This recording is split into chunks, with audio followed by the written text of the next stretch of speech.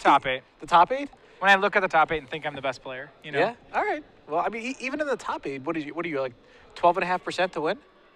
Assuming you're the same as everyone else. Yeah, assuming it's a lottery, right? And assuming you bought the same number of tickets as everyone else, it's 12.5%. 12.5%. But yeah. I like to think that if I'm better than other people, I have a couple extra lottery tickets in my pocket. You think if maybe you have some more skills or you brought your A game today? Yeah. Yeah. All right. Absolutely. Well, it's really tough to win tournaments, but it's not that tough if you're really dedicated to grind the Star City Open Series. Get enough points, queue for the Invitational. You know, pull a Max Teats, make it in 12-4 a couple of times. Yeah. And you know, he's our Invitational winner. Brad Nelson's our Invitational winner. Eric Smith's an Invitational winner. We have a lot of Invitational winners now. Yeah, Matt Costa certainly is one of the more talented players to play on the Star City circuit. One of the more talented players even on the Wizards circuit.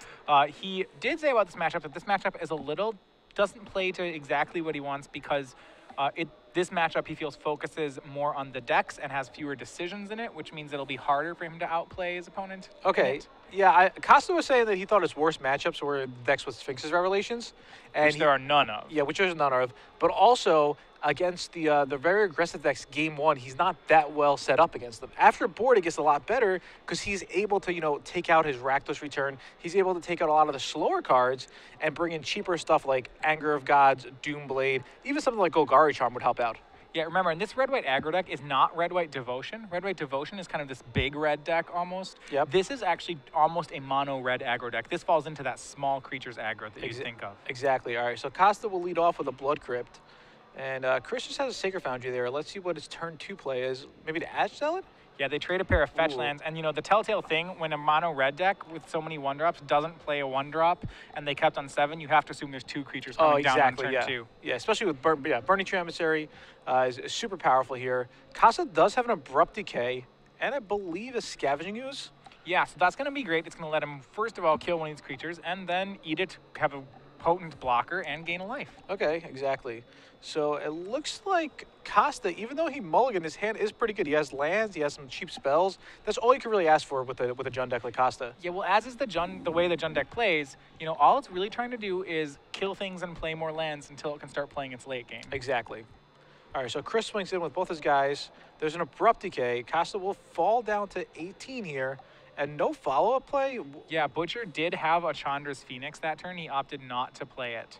What does he have instead? I don't know the other card in his hand at the moment, but he's playing a little more of a conservative game that could hurt as every turn that this game goes on does play in Costa's favor. Do you think Chris is worried about like an Anger of the Gods or something? Yeah, I mean, that certainly is something. Now, these players do have access to the other one's deck list. They do, and Costa does have 2 main deck Anger of Gods. Yeah.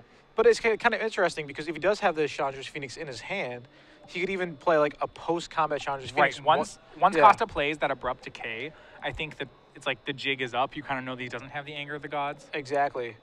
All right, so there's a Chain to the Rocks on the Scavenging Ooze. That's pretty potent here too. Yeah, definitely really good. And he's going to tap 3 for the Chandra's Phoenix. So now he's going to get in for 4 damage. Costa's going on to 14.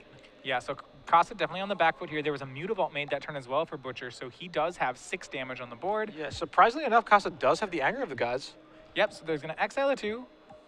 A pretty good play there. No, those are actually exiled. Yep. That does matter because Costa does have Scavenging Oozes in his deck. And it matters because the Chandra's Phoenix could actually come back if it was in the graveyard. Right. All right, so Chris draws for his turn. Looks like a spell. Mutavault's going to get activated. Costa goes down to 12.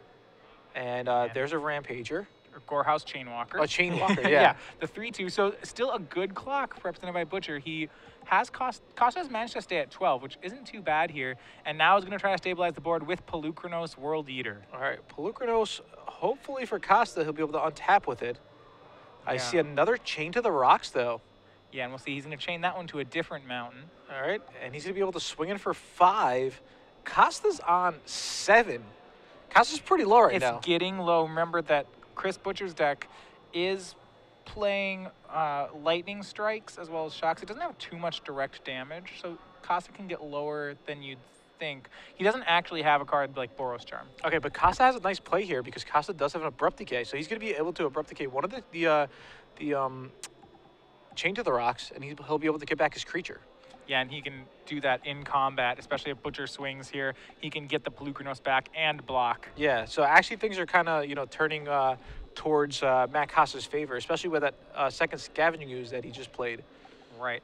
Mizium Mortars takes care of Scavenging Ooze. Now both players down with 1 card in their hand. Chris's card is a mountain. He's going to swing both his creatures, and now There's the Abrupt Decay. Decay is going to hit Chain to the Rocks. And out on call, here's Polukranos. What do you want to take out here? I want to take out the Mutavault. Just take out the Mutavault? While I have the chance, I want to take out Mutavault. Okay, so going up to 5. Yep. I think 1 point of damage is worth getting the hard to deal with creature off the board. Okay, but that 1 point of damage could be relevant because Chris does have a card like Shock in his deck. So Lightning Strike plus Shock now is 5 damage, is lethal, where he would actually need double Lightning Strike. What Costa can do now is he can use Polukranos to remove the Gorehouse Chainwalker, whereas he couldn't. He'd have to hold up his lands for all the time. Mutavault? Okay. For Mutavault. That's definitely fair. Polukranos is going to go ahead and attack right now. Oh, and the then Reaper of the Wilds. Wow. A great draw off the top for Costa. It really is. He'll need to draw something good here. We see a Shock, so that's 2 damage taken care of. Oh, 2 was down, a shock. 3 to Wow. 2 down, 3 to go. Okay. next card, Lightning Strike. Come on, top deck. Yeah. Now, it's pretty sad. The Chainwalker can't really do anything here. No, it's really it not can't a swing card. in. You know, it can't even chump block. So I think Chris is going to have to pass a turn, and Chris is going to have essentially 1 draw step to try to find a burn spell. He has to, and the only thing he can get is Lightning Strike. Lightning Strike? Yep, he's on a 4-outer? 4-outer. Okay, 4-outer is not the worst here. Nope, it's about a 10%. Yeah. A little 10 or maybe 9, probably more like 9. Yeah, Costa's thinking if there's anything he could play around. He's just going to swing with the Polukranos there. Yeah, this is still a heads up play by Costa. This is still a 2-turn clock. Yep, and it'll draw. And it's Temple. Not going to do it. Watch, this is going to be a Lightning Strike. Yeah, probably, right? No, it goes right to the bottom. And I don't think Butcher's going to get another turn, but we will see here. So Costa could activate the Polukranos. And I think that's exactly what he's going to do. End step is in a monster set for X equals 2. That will make it a 7/7, and Chris will scoop it up. All right, so Costa on the draw, on the mulligan. He still pulled it out. Yeah, so that had everything going in Chris's favor. It was the pre-board game, which is probably the best game from the 3. He was on the play, and his opponent was on the mulligan. Costa was still able to find a way to win. Puts him ahead. So these two players are going to go to the sideboard, but while they go to the sideboard, we are going to go back to the booth. For those of you who stayed with us, we do a giveaway during the top 8. We always do a giveaway. It's great. I love it. People at home love it. Everybody loves it. So how do you play in this giveaway? What are the rules? All right, so basically the rules are pretty simple. We're going to ask you a question. It might be a hard question. It might be an easy question. Regardless, you could always copy the other people's answer who tweets in if you wanted to do that. basically, what we want you to do is to tweet at SCG Live. You want to hashtag premium. Yeah, it has to have the hashtag SCG premium on it to be considered. All right, and we'll ask a simple question. You'll respond. If you get it right, you go into a pool, essentially like a lottery. If you win, you get some free months of premium, 3 months, 6 months, and then eventually a full year. So this is the top 8. We're going to start this out easy. These are about the Star City Games Invitational coming up in not 1, not 2, but 3 weeks. The first question is, in what city will the Star City Invitational be hosted in 3 weeks? Only the city or the city and state? We'll make it a little more. What about city and state? City and state. City and state? We have to teach everybody the geography of the United States. All right. We're going to teach them geography. In what city and state? Yes. So we do want the state. If the answer just says city, you'll only be half credit. And we're not only half credit. We're not going to take half credit answers. Okay. So make sure to post that at SCG Live, and make sure that you have the hashtag SCG Premium on it, and you'll be entered in the drawing. At the end of the top 8, we will announce our winner. Yep, and it's the last invitational of the year. I'm excited for it. You're going to be doing commentary there. Yep, I'm in the booth along with Cedric Phillips and Osip Levadovich. Oh, that's a great team. Great team right there. Awesome. I'm excited. There's great guys to work with. Yeah, definitely, for sure. All right, so Matt Costa up a game. Will he take it down? I don't know. Well, maybe. He's going to be on the draw again, but you said before that this matchup got a lot better for Costa after board. Yes. So walk us through it. Okay, so basically Costa's able to kind of sculpt his deck in a way where he could bring in a lot of cheap removal and just more efficient cards and take out kind of like the slower, clunkier stuff versus a very aggressive red-white deck. For example, Rakdos Return. Does Costa really want Rakdos Return in this matchup? Probably not. Even something like Read the Bones. Read the Bone is just too slow. And, Two life is two making life. his opponent draw a card almost. Exactly. Exactly. So I think Costa's going to take out the Read the Bonus. He's going to take out the Rakdos Return. And he could also bring in cheaper stuff. He could bring in more Anger of Gods. He could bring in Doom Blades. He could bring in Golgari Charm. So he can kind of sculpt his deck the way he wants. Yeah, I think he has a lot of cards he doesn't really want. He has those returns. He has the Read the Bones. He even has Thought Seizes, which are they're very good in the matchup. Yeah, so he's probably going to cut all of them, or at least trim them, and just bring in some cheaper removal and, be on his way. Yeah, so one of the advantages that Jund has had in the past and does have now is that its sideboard's probably better than any other deck. Yes, so, exactly. Chris Butcher does have some sideboard available to him. He can play, he has 3 Peak Eruptions in the sideboard. And that's actually a pretty potent weapon against Jund. Jund needs to hit its land drops to be able to function. Very good. So I think the 3 Peak Eruptions are a really good option for him, especially that he's on the play. And Costa has 9 mountains in his deck. Yeah, it should have a target. Yeah, he has 4 Blood Crypts, 4 Stomping Grounds, and 1 mountain. So I think Peak Eruption is going to be very, very good here. Yeah, the other cards, Boros Charm is these are all for other matchups. Anger's for smaller decks, Boros Charm's for control decks, Boros Reckoner's for green mid-range decks, but I don't. So it would come in against something like green-red Devotion, but because Matt's playing so much removal, I'm not sure he's going to bring in the Reckoners here. Yeah, no, I don't think he's going to bring in the Reckoners here. I also think Shock is not that good for Chris here. I mean, what is he really going to shock? Is he just going to shock Costa? I mean, he could shock Costa, but other than that, Ooze might be tough to shock, and other than Ooze, there's just nothing else that he could really shock from Costa's deck.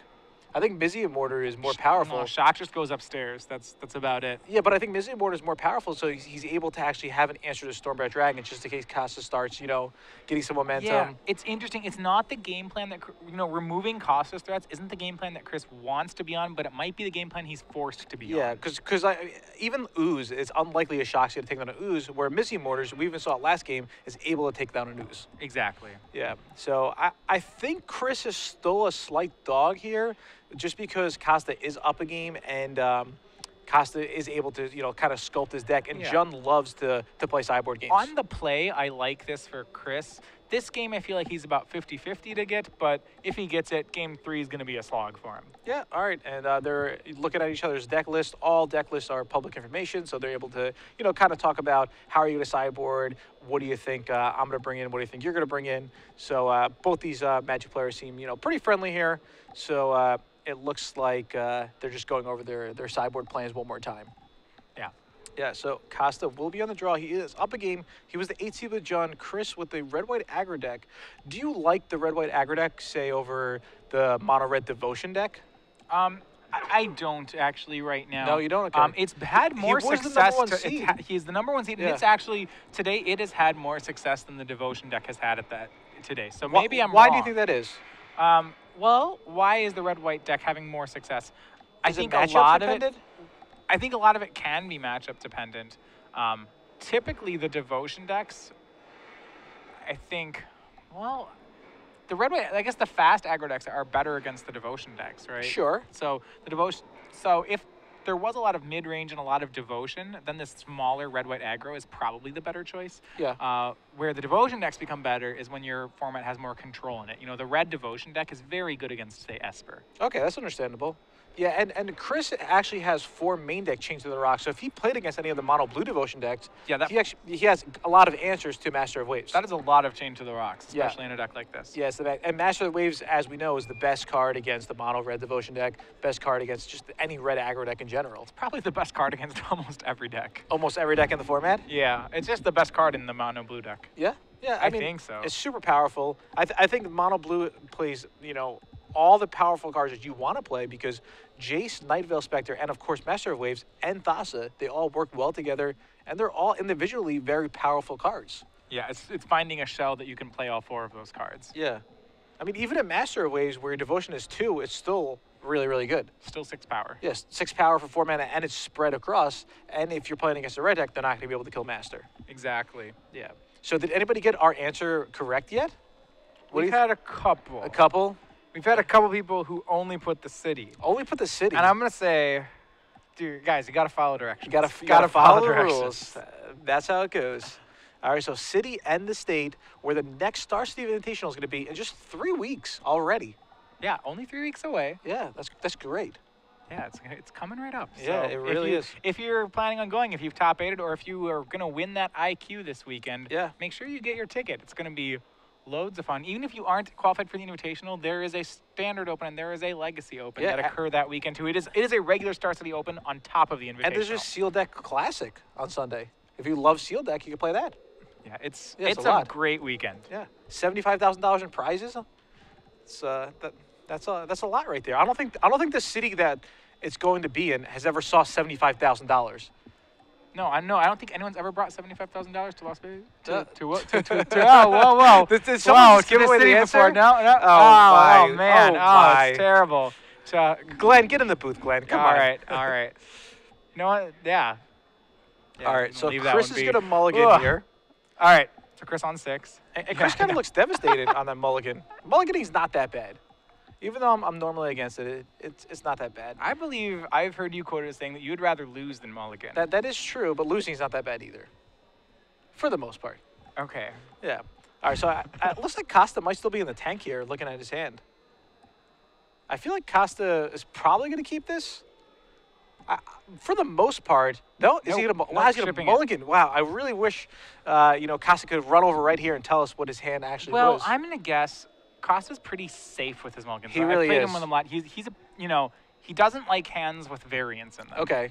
So if it was something like, say, like a two-lander or five-lander with missing maybe it was like a two-lander missing a color. Okay. He's probably just like not going to keep that no matter what's in it. Yeah, I think most players are. Do you think most players are more likely or less likely to mulligan when their opponent already mulliganed? Less likely. Less likely. Yeah, that's what I think too. I think it's less likely because when your opponent mulligans, you're like, oh man, if I can keep this 7-card hand, I'm going to beat him. Exactly, because he's already mulliganing. You feel like if you mulligan, you lose your advantage. Yep. Which I think is really the wrong way to look at it. Because other people actually mulligan more because their opponent mulliganed. Because they can say, well, you can afford to. Exactly. It's like, well, my opponent mulliganed, so I should mulligan too to try to get a better hand. Especially if the hand's kind of iffy. It's really tricky to kind of think about it. So both players are going to 6. I think if both players are going to 6, I feel like Costa still has the advantage though with his Jund deck. Just because he has access to Anger of Gods. Absolutely. I mean, the thing is that if both decks keep hands of 3 lands, 3 spells, that really favors Costa. Matt. So Chris will maybe Chris has one more creature that Matt has removal, but because he can't play his hand as fast, Matt will get those extra turns with which to build up to something like Graver of the Wilds, and then he doesn't care about whatever board Chris has established. Exactly. And I mean, how can Chris really make up the card disadvantage here? If there was card disadvantage, where Costa could just go Anger of Gods 2 for 1 year, right? Yeah. He could play Polychronos and again 1 for 0. Think about this. Think about like a 5-land 1-spell hand from Chris and a 5-land 1-spell hand from Costa. It's very likely that both players kept something like that Costa's would just be a significantly better 1 card. Yep, exactly. All right, so we'll see what happens here. And both players are taking their time shuffling. There's a bunch of other matches going on. All 3 other matches are still in progress. So if these guys happen to get finished early, we'll definitely switch you over to another match. We'll see what deck is going to take down SCG Providence. Remember, tomorrow morning, we're going to come back about 8 o'clock in the morning, and we're going to play the top 4 and then the finals. Then we're moving on to Legacy, which is, my favorite format by a lot. Besides for Limited, besides for Vintage, Modern's up there. So Legacy's probably like 4th or 5th. Yeah, I'm really excited to see we'll how call it my favorite for Grand Prix DC has affected the Legacy meta. We're in the same part of the country, so a lot of the same players. Yep. But the format, when something like a Legacy Grand Prix happens, the format almost always changes right after it. It does, but the players who are always playing their pet decks, I think are still going to play their pet decks. And they're just going to say they change their sideboard to try to beat those more popular decks now. Right. Yeah. All right, so they're off. A Rakdos Cackler from Chris. Let's see what 6 on 6. What does Costa have here? At least 3 lands in Costa's hand. All right, that's there's a excellent temple. for his deck. Yeah, and leading off with the temple is pretty strong. All right, so Chris will draw Mizium Mortars. Mutavault hits him for 2. Does he have a follow-up play, do you think? Well, the Mutavault is kind of a follow-up play. He does have some Burning Tree at least 1 Burning Tree Emissary in his hand. Sure. Not going to be able to cast that one yet, as he doesn't have the 2nd red. Yeah, and what's really nice that Mutavault, you can't get Abrupt Decay by Mutavault. Right now, you'd be like, oh, he's got a Swamp, he has green, Abrupt Decay. Well, Mutavault's safe from Abrupt Decay. Mutavault is safe. He did draw a Sacred Foundry this turn, so now he's going to be able to fire off the rest of his hand. He's going to Shock to go to 18. Is it what is it, Ashes Zealot maybe? Okay, he's going to start with Burning Tree Emissary, the one we knew he had. I think he uses one of the mana off that to activate Mutavault. Okay. His hand, yeah, Try to his hand, swing it for 4 here. try to swing for 4. He does have Lightning Strike in his hand in addition to Mizium Mortars right now. He has a Okay. 3rd card as well. Yeah. Now, normally creatures are better than burn, especially early on in the game. Yep, the creatures are burn that burns more than once. Yeah, exactly. We see the Cacklers taken down by an Abrupt Decay. Matt Costa stays at a healthy 16 life. Yeah. We see at least 1 Anger of the Gods in his hand. Yeah, I think it might have been 2 Anger of Gods. Yeah, I'm with you. He draws Hero's Downfall for the turn. So I see an Overgrown Tomb and a Stomping Ground. What do you think Costa wants to lay here? Well, it's interesting whether or not he even wants to shock to play something like Anger of the Gods because he's taking 2 damage to prevent 2 damage when he makes that play. Yeah. So if he has anything else he can do with his turn, he probably will do it. All right, so he's going to play Stomping Ground, tap, and pass the turn. Yeah, it's like, so if he shocks and Anger of the Gods, he saves 2 life, but he loses that the upside that the card could have. Exactly. And Because so the card could be a 2 for 1. It could be a 2 for 1 if he Yeah. waits, so waiting is correct here.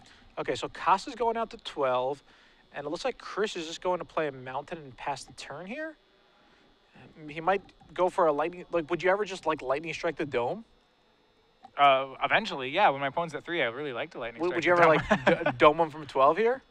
No, I don't think Costa has a way to disrupt it. If he casts the Thought Seize, I might dome him in response to the Okay, Thought yeah, Seize. that's fair. But that's the only, right? That's the only way he gets rid of it? Yeah. Yeah, he's not going to have his Rakdos returns in his deck anymore, I don't think. I'd be very surprised if he did. Yeah.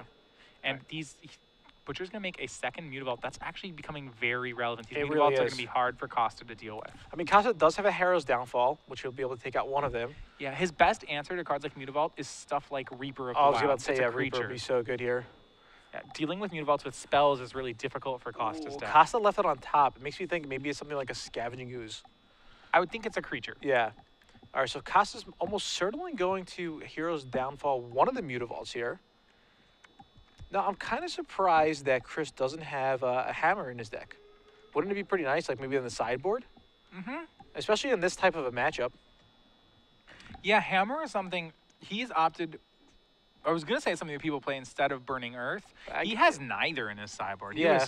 I guess he's banking on Chandra. It might have shown his success today. Those are cards that are usually played in the deck so that it has a better Esper matchup. Yeah. But there wasn't any Esper here today. Maybe Chris just used his slots to improve his other matchups. Yeah. All right. So I'm not sure what it was. It looks like it might have been. Looks like a green creature, doesn't it? Yeah. Or he has another Hero's Downfall. He does. So I think that's going to be his line this turn. Yeah. Butcher's dangerously drawing a lot of removal. He has Chain to the Rocks and Mizium Mortars. There's always that danger in your deck that you're hurting your own matchups. Exactly. You do that. Now, what we should note is that Costa's at a virtual 1 life right now. Butcher does have a Boros Charm and a Lightning Strike in hand. So that's 7. Oh, so he's going to make all his guys indestructible. Ooh. All right. So Costas goes down to, well, it's not that much of a difference, right? Because Costas on a virtual 3 now. And if Chris did board out a Shocks like we think he did, then he's still going to need to draw a Boros Charm or he's still going to need to draw another Lightning Strike. Right. Yeah. And now he has Mutavault in play, which might potentially be more damage. Yeah, but it's going to be less damage as we see here because of the Scavenging Ooze. Scavenging Ooze. Yeah. So that was the card. I was right when I assumed that was the card he left on top. All right, Costa goes up to 7 and now owns a 3/3 Scavenging Ooze. Okay, so Chris will draw for the turn. There's a Temple, not the worst draw here. Yeah, this Scavenging Ooze did turn on some of the removal that Butcher has. So he's going to start out with a Mizium Mortars for the Scavenging Ooze. He's going to play his Temple. Let's see. If he leaves it on top, it's most likely a burn spell. Yeah, that's dangerous for Costa if it's on top, and it is. Yeah, and now he's going to swing it with the Mutavault. Costa's on a virtual 2. He's on 5, and we know that Chris still has a Lightning Strike in his hand. Yeah, he has lands, Anger of the Gods, and this should be it, and just lands and Anger of the Gods. So a Chandra's Phoenix was the card left on top by Butcher. Here we go. Phoenix in play. Mutavault activated. He's going to try to bring Costa to 1. Yeah, and Chris has the Lightning Strike in his hand. I don't think Costa has enough life gain for this to matter. He had no outs here, and Costa just scoops it up. So it's a game 3. Just like that, they're in game 3. Chris evens up the score, and you can see his friend in the background with the blue hoodie is just like, yes, yeah, come on, Chris. All right, so as I said before, that one was about a 50-50. You know, Chris played it pretty tight. Yeah, I really liked how he played that game. Yeah, he definitely played well. Yeah. Gotta give him credit there. Costa played well too, but it was just nothing he could have done. He had too much of like the wrong removal and didn't have a threat and just not enough life gain. That's where the deck misses Thragtusk really badly. Or Huntmaster. I mean, there was so much life gain in the deck. Yeah, just how hard is it for Chris to win if Costa would just be like Huntmaster? Sure. Gain 2, go. Yeah. You're just like, oh man. Yeah. Well, Costa will be on the play for the first time in top 8. So is that going to be a big difference, do you think? I think it absolutely helps. Yeah.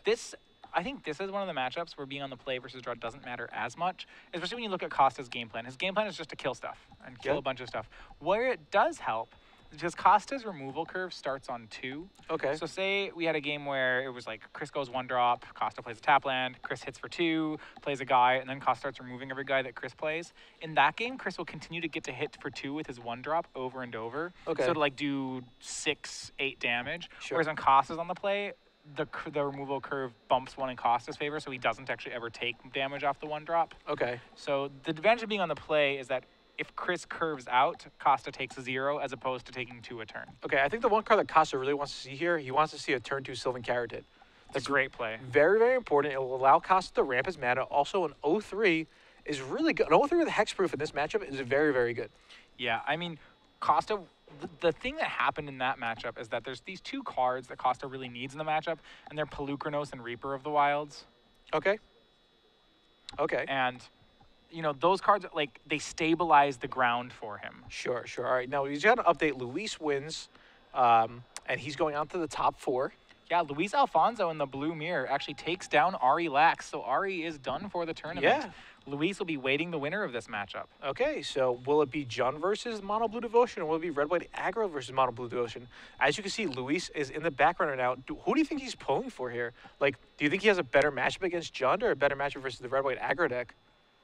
I think he has a bad matchup against both. Yeah, I don't think he's particularly happy with this draw. I would go for... I think I'd rather play against the red deck. Yeah, I think I would rather play against red deck, but I'm not thrilled about it either. Yeah, because Costa was saying he thinks that the mono blue deck is just a really, really good matchup for him.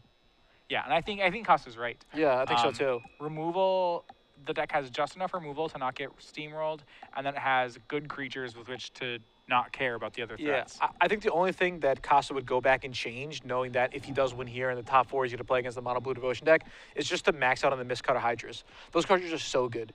You know, he has 2 Mistcutter Hydras in the sideboard. Imagine if he had 4. Yeah. Yeah, so it's you know, it's tricky when you go to a tournament, you don't know what you're going to play against, right? He's kind of hedging. He's like, okay, I'll have 2 Mistcutter Hydras, I'll have 2 Duresses, I'll have 2 Anger of Gods in my sideboard, I'll have 1 Siren Insanity. But if you know these are the decks you're going to play against, you can just build your sideboard. Yeah, it's like I imagine he hasn't used the Sire much today. Yeah, he probably. And again, he said the worst matchup was Sphinx Revelations type decks. Yeah. So the Sire is definitely for that matchup. The extra Rakdos Return is for that matchup. It's interesting. The Duresses are for that matchup. Despite the fact he's not playing Revelations, Matt Costa is still playing the slowest deck of all 8 of the decks in the top 8. Do you think it's the slowest deck in your deck? Well, I'm going to read the other ones to you. All right. Okay, 4 Mono Blue Devotions. Okay, Mono Blue Devotion is a very quick deck. Turn 6 kills. Red White Aggro. Yep. White Weenie. Yep. Black Green Aggro. Okay, yeah, you're right. Yeah. He's the slowest of the 8. So he's essentially the control player of top 8 here. I know. Shocker. Yeah. All right. So Costa is shuffling up. Chris is shuffling up. So this is definitely tight. You know, they played a long day. They both got here probably 9 in the morning. I have no clue what time it is now. My guess is somewhere around 11. I could be wrong though. Right now it's a little after 10. That's it? 11 Oh, okay. yeah, we're gonna get done in a reasonable hour. Yeah. Wow. All right, just a little after 10. So still, these guys are playing for, I don't want to do the math because I know I'm going to get it wrong, but a lot of hours, we'll say. You know? Yeah, well, actually, the tournament started at 10, so this is an easy one. This is an easy way. So if it's 10, start at 10, and if it's 10 now... This is kind of like that question where if the train goes 50 miles an hour and then comes home going, 20 miles an hour, how long does it take to go to work? It's like one of those SAT questions. those ones are, those are tricky questions. They are tricky. Yeah. Yeah. All right, so Costa and Chris are ready for game 3. Chris presented his deck. Costa is just about to. And just, doing a last-minute discussion or not. All right, second update from the top 8. This is our other mono blue mirror. Those blue devotion mirrors don't take very long. This one, Larry Suriel defeats Jason Grigley 2-0. To note, Larry was the 2 seed in the tournament. So if Costa wins here, Larry will be the highest remaining seed in the tournament and will be on the play throughout. Oh, that's awesome. That is awesome. So if you're Larry, you're rooting for that to happen. All right, so Costa takes a look at his hand and he says, I'll keep. And Chris, 7th card, he's putting a couple of lands to the front. I think he's probably going to keep. It looked like he put like 2 lands to the front, 2 or 3 lands to the front. He's thinking about it, though. It's really tough to mulligan a hand with 2 or 3 lands where it's game 3 in the top 8, everything's riding on it. Can you really get greedy and ask for a better hand? And you can see Chris is really, really thinking about it. Yeah. Yeah, he's in the tank here. Do you think Costa's thinking mulligan, mulligan, mulligan? Is that what's going through his head, or is it just he doesn't really care? I'm not sure he cares. Yeah, yeah. Knowing Costa, he probably doesn't care. And Chris is going to mulligan. Wow, okay. I wonder what that hand was. All right. We need to get like what was that hand coming across the screen? We actually, we do. Yeah, that would be really good. And then we can have a poll. You know, people would you keep this hand? Yeah, would you keep this hand? And we can see like quick poll. Yeah. Keep or mulligan. Yeah, We just show a stat on the bottom. Yeah. So keep mulligan or I don't know. So maybe, I would click the I don't know button. Yeah, something like a pie chart. Maybe we could throw up there. All right, and I think Chris is actually telling Costa about it. If I could read lips like my FBI training that I did, I actually didn't do any FBI training, but I think Chris said it was a one-lander actually. At first, it looked like he started putting some lands to his front, but I could see it being like a kind of a tricky one-lander. When you're on the draw, I don't think you can keep a one-lander against Jund. It seems the problem is it's too likely he's just going to say you have a one-lander with a bunch of one-drops. He has Sylvan Carroted, game over maybe, right? Or he just removes your one-drop, and then he removes your next one-drop. And then he plays like a Reaper, and you just lost. Yeah, the game's over because you weren't fast. Okay, that's fair. All right, so Chris is going to 6. Or if you do keep that hand, it shows like a real low level of confidence in your deck because you don't think you can mulligan into something better. This is actually pretty cool because it looks like Chris like really respects Costa's game, and he's actually telling him, "This was my hand. What would you do here?" You know, and matches like that, and that's something that a player Ben Stark really does. Ben Stark really talks through and really explains everything, and he's really willing to share information. And a lot of players are like that, and it's good because it just makes both players better. Yeah, it really does. All right, so Chris is going to present his deck. All right, I was hoping you can get a 6. I'd like to see a game here. Yeah, yeah. But we did see a mulligan to 5 before, and the player who mulliganed to 5 did win. Yeah, Costa was on 6 for game 1. Yeah. And he won and on 6 on the draw. Yeah. So it's Chris's turn to return the favor. Yeah, all right. So it looks like there's one more match going on back there, but that might just have finished as well. Yeah, the last match is the aggro mirror between Chris Barone and Dustin Brewer. Yeah, so we'll see what happens here. All right, so Chris is on 6. There's 1, 2, 3, 4, 5, and 6. I see some lands. I see some spells. Yeah, I think he's going to keep. I think it's a 2-lander. Yep. Yeah. It's good. All right, so and it's got a 1-drop to start off with. It does have a 1-drop. It has multiple 1-drops. There's a Rakdos Cackler. It could be the triple 1-drop hand. Remember, there is a sweeper in Jund. Oh, Sylvan Carroted. That's what we're talking about here. You said this card. You said if Matt had this on the play, you thought he was a big favorite. Yeah. Now, do you think he should have played the Fire Drinker just so he could actually get past the Sylvan Carroted on turn? So he could. I agree. I think he definitely should have played the Fire Drinker because had he played Fire Drinker Satyr, he could attack. He could attack for it's just 2 damage for free. Yes. Yeah. Because Matt wouldn't block. Yeah, of course. Yeah. All right, so now does Costa have a Reaper? Sylvan Carroted into Reaper on the play would be so good here. And he has the Reaper. Turn 3 Reaper. This is so good for Costa now. Yeah, even if Chris plays the Fire Drinker Satyr, the only advantage he gets is that Costa will be at 18. This is still a really difficult board for Chris. Yeah, Chris has to pull something here. I mean, he doesn't even have planes for a Chain to the Rocks if he had one. Yeah, so he'd have to have planes Chained to the Rocks in his hand right now. I guess he's going to try to 2-for-1 with like a Lightning Strike maybe? I think even if you don't have the Lightning Strike, you have to bluff here. Yeah. All right. So Reaper will go in front of the Fire Drinker. Costa will go down to 16, and he'll be able to scry for 1 here. Yeah, Chris takes a bunch of damage as well. The Fire Drinker Satyr has taken damage this turn. Yeah, so it's actually the Mizium Mortars. Yeah, but Chris has to do this. You have to. He does, yeah. Absolutely. Yeah, otherwise the Reaper's just going to win the game by himself. Yeah, so both players, Costa takes 4, Chris takes 2. And no, Chris takes 4. They both take 4 there. We'll take 4. Yeah. The drinker took 4 from the Reaper. Yes, absolutely. Same thing as Jackal Pup. Yep. All right, so Costa's going to draw here. And this is a really good hand Charm. Okay. And I think it's going to be a Scavenging Ooze with Golgari Charm backup if he needs it. Yeah, there's no green up for Matt Costa right now. He has a Sylvan Carroted. He has a Carroted. Yeah. Yeah, this is just, it's a good hand from both players, but I think this is a tough matchup. Like, when they both draw really well, I think the matchup just favors Costa. Yeah, I think so too. And I mean, Chris did mulligan as well.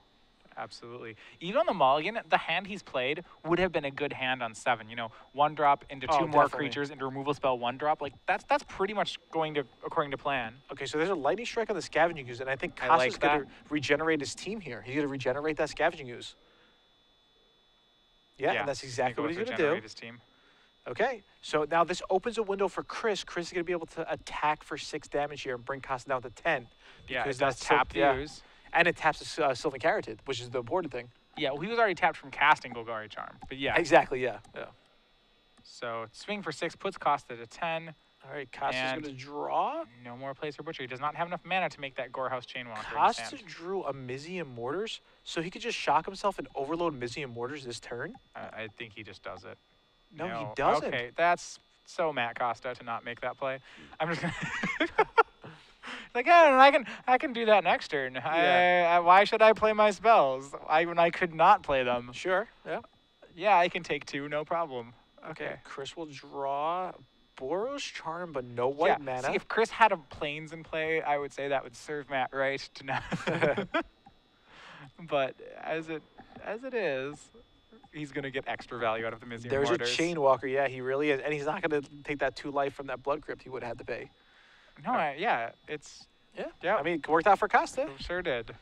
All right, and he draws the Forest here. So now he has access to make that Scavenging Ooze a 5/5.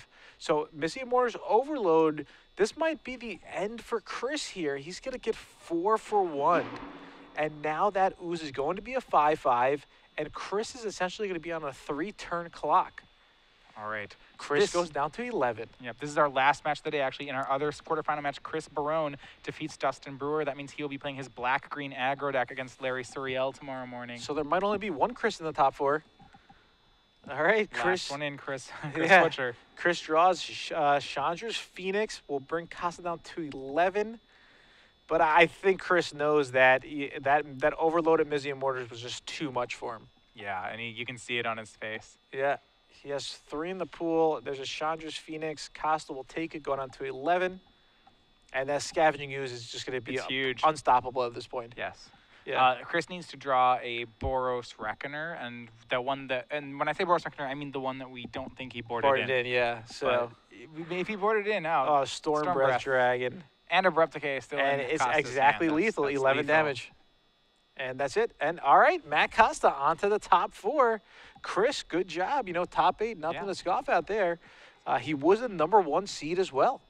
Yep, so Matt Costa takes down the #1 seed.